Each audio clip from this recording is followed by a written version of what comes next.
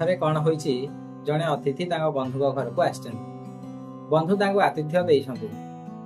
ଚାହା ପାଣି ଖାଇବା ଦେଲା ପରେ ସେ ଅତିଥି ଜଣକ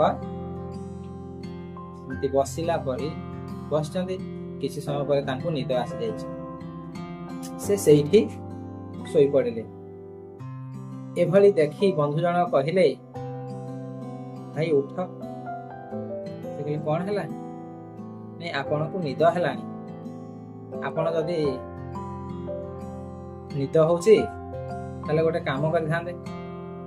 ସେ ଅତିଥି ଜଣକ ତାଙ୍କୁ କହୁଛନ୍ତି, ହଁ ହଁ ମତେ ନିଦ ହେଲାଣି, ଆପଣ ଯଦି ଆପଣଙ୍କ ଘରକୁ ଯିବେ ତାହେଲେ ମୁଁ ଟିକେ ଶୋଇଥାନ୍ତି। ଆଶ୍ଚର୍ଯ୍ୟ କଥା।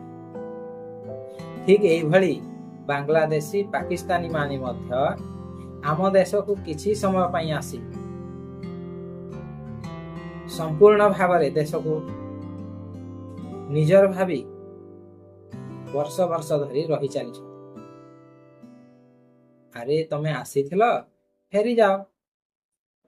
ନିଜ ଘର କ'ଣ ଭାବୁଛ?